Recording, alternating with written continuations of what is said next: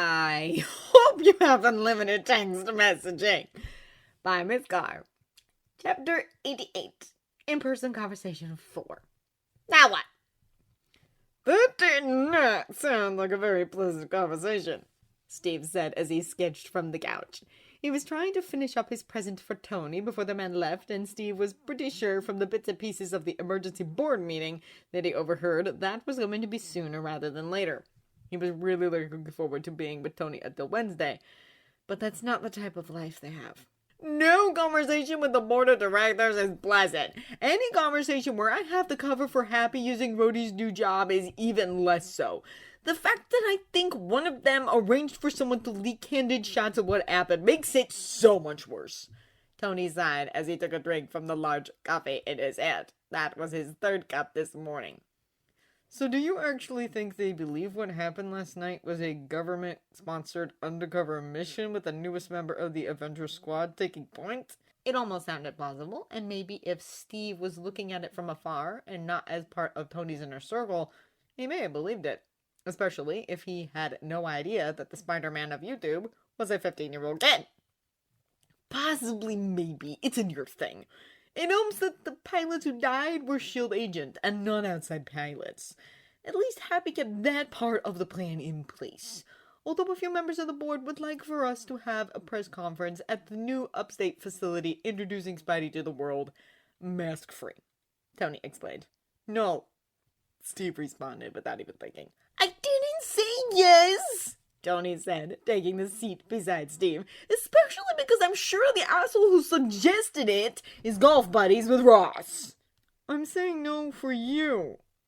Between the therapy and medication, I get that outing a 15-year-old with superpowers is a really bad idea. Ironically enough, because I said no, they mentioned a psych evaluation. Steve saw Tony shiver at that. For Spidey? Steve asked his boyfriend for clarification. For me, Tony acknowledged. I'm confused. Why would they threaten you with a psych evaluation? Steve asked. To get a hold of the company again for war profiteering purposes, or possibly to help Ross with his hidden agenda. It wouldn't be the first time around. Steve just stared at Tony for a moment, mouth open in surprise. I forgot you were still frozen when Obadiah successfully used my mental issues to get me out of my own company after he had me kidnapped, which was responsible for most of my issues in the first place. Board members, asshole, prick, and dick are essentially threatening to lock me out of my company the same way. Because murderbots and superhero throwdowns, in Germany they can deal with, but a new boyfriend is apparently a bridge too far. Tony, Steve said, placing an arm around Tony. I don't even think they're that upset about the Spidey situation, since they'd rather spend time talking about who I'm dating than the pilots that were killed in the incident. Assholes! Where the fuck do they get off? Steve quickly silenced Tony with a kiss. The man needed it. Your excellent tongue cannot fix everything, Tony said, pulling away. Baby cakes, I'm allowed to be a little freaked out because unlike last time, I've actually been diagnosed with bipolar and PTSD. Also, I've managed to piss off the Secretary of State and a few other officials and various governments. And you are in treatment. They shouldn't use that against you, Steve said with a frown. Tony responded by leaning over to kiss him again. Still doesn't mean that they won't try something. I may be actually halfway successful. Ross could be in on it too, because again, he's golf buddies with at least Pricked Dick. I think his assistant called my assistant 3 times because he wants to yell at me. Fortunately, Yo-Yo just kept routing her to Rhodey. That concerns Steve. He doesn't like Ross playing games with Tony. Thankfully, Ross is just upset about Purple Arrow being back with full government approval, and not that you're the great Stephen Carter with the tongue of a god. So the board is upset about what happened last night? Steve asked. That's a hard yes. But again, they are not upset about the supervillain in training trying to intercept a shipment of Avenger tech, but the fact I have a boyfriend. Okay, Ross is probably upset about the weapons thing in addition to the Clint thing, but that's a Rhodey problem. Seriously? You're right. Rhodey should not have to put up with that. Friday, sweetheart, please make sure that my BFF receives a box of the good chocolates. Maybe put on these card, sorry I'm forcing you to deal with crazy bureaucrats, admirals that don't know what they're doing. Maybe throw in some cupcakes as well. Of course, Bucks. He heard Friday's voice from Tony's phone. Should I also send a box of the good chocolates to Miss Potts? Yes, and Coulson. At that point, Steve just stares at Tony. Might as well throw in a box of something chocolate for May and Yo-Yo. I've kind of been a jerk. But hey, if they lifted the sex ban, I would be so much mellower right now, Tony argued. Which May? The AI asked for clarification. He's sure this question occurred because they were dealing with the travel version. You know what? Both.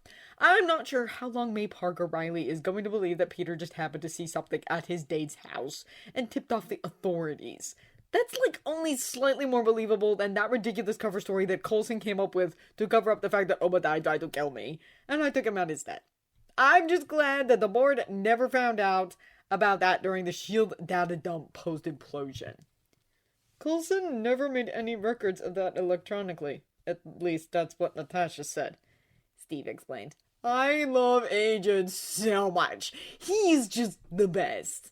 When he's not fanboying over you or lying to us about being dead. Of course, now he's probably going to glare at you for screwing his whatever they are. But I'm sure he'll eventually get over it. Do you want to talk about why the board is upset you have a boyfriend?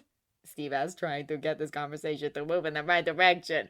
Steve is starting to learn that it's just as difficult to do this in person as it was in text message format.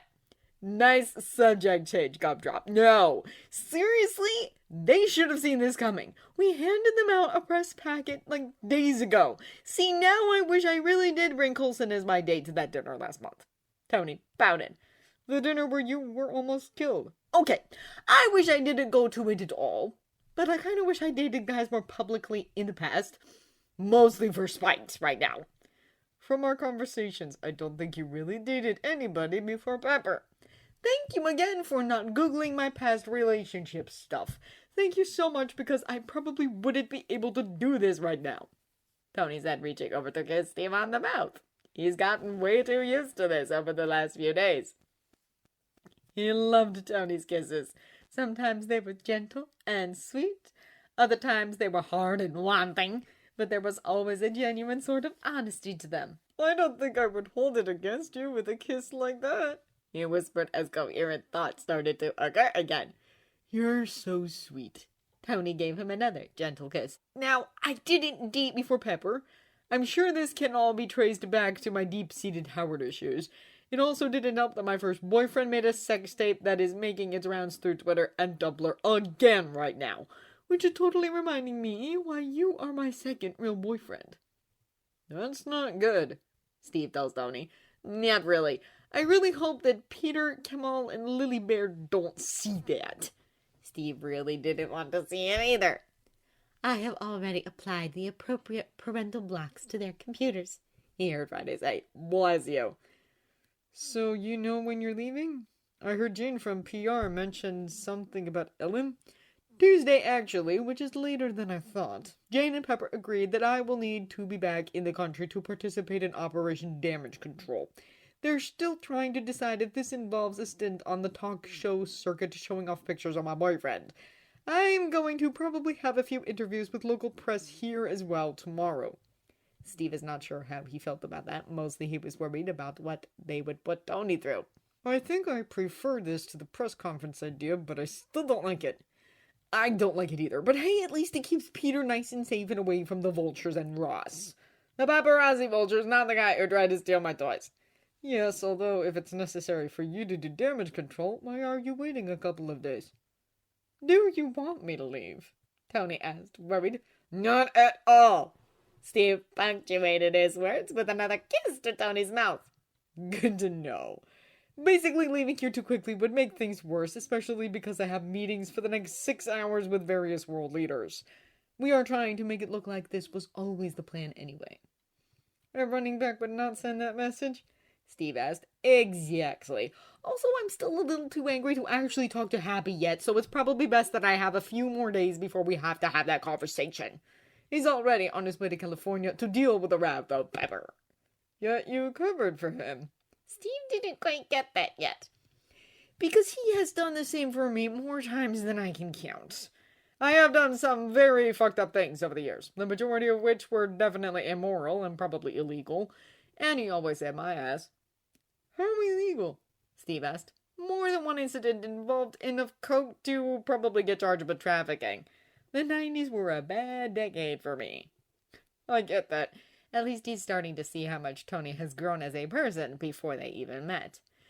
It's just that he always had my back during my bad judgment calls back then, mostly involving trusting Obadiah. Before there was Pepper saving my ass, there was Happy. Obviously not following May's plan was a bad call, because we were right and somebody was after the Avenger tech. Really, I am glad May brought the shield with her and did not leave it behind with the other things to be transported to the Avenger compound. Me as well. And not just because he got trained with it a little bit when Tony was in one of his many meetings yesterday. Was it just yesterday? It felt like days had gone by instead of just hours. I feel like I need to be there during his bad judgment calls. He always stood by me, so I need to do that for him. Besides, he did what he did because he was mad at me. That means some of this was on me, Tony explained, but Steve just shook his head. You can't take everything on yourself. It was his choice to ignore the plan. But he wouldn't have reacted the way he did if I didn't try to keep the fact we are together a secret. Why didn't you tell Happy that you were with me and not some random guy that you met at a charity event? Steve asked. He's been wondering about this for a while. Were you worried that he would tell Ross about our contact? Now that never crossed my mind. Not once did I consider that possibility. Happy knows things from the bad old days that he could make a fortune off of selling to the tabloids. But he never did. Usually, he was the one who fed the disgruntled employee that did that sort of thing to the wolves. He's always been very protective of me. That was obvious when he came back after you almost got killed. So why didn't you tell him the truth? Steve asked.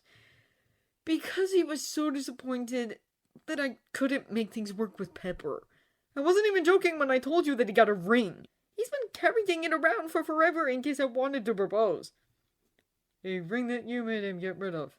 Yes, even though it started a new round of paparazzi speculation. Which I'm very happy about. He wasn't. Happy believed that I could actually do a committed monogamous relationship, so I wanted to believe that I could do a committed monogamous relationship. I've wanted things to work out with Pepper. I really did want to prove that I could be in a real adult relationship that everyone wanted out of me, including Happy. But it didn't work out. No, it didn't. I love Pepper. A part of me will always love Pepper, but we are not right for each other. I'm willing and able to acknowledge that now to myself. But I wasn't quite ready until this weekend to tell Happy that Pepper and I are never, ever getting back together because I fell in love with you. Not Captain America, but Steve from Brooklyn. Steve was just about to lean over to kiss Tony just as he heard a knock on the door. It was Tony's assistant/other Avenger. Estoy entrado y más vale que tengan los pantalones puestos, he heard Elena say with a bag of local pastries and another coffee in hand. This one smelled more like espresso. He thinks she said something about having their pants on, but his Spanish was a bit rusty. Desafortunadamente sí, mi bombón es todo un chico explorador y se niega rotundamente a ponerme peligro y a mí y mi virtud. Tony responded, also in Spanish. Did you just refer to me as a marshmallow? Steve asked, and Tony responded with a quick kiss. You're working on your Spanish. That's so adorable. Isn't he adorable? He said, turning to Yo-Yo. We need to leave in 20 minutes for your business brunch, followed by a few interviews, she said, passing him a bag of pastries. Which apparently will have no food, which explains why you're feeding me now. Can Steve come to this one? Tony asked with a bow. Unfortunately, no. That's so unfair. I'll be back later, Sugar Plum, Tony said with one last kiss.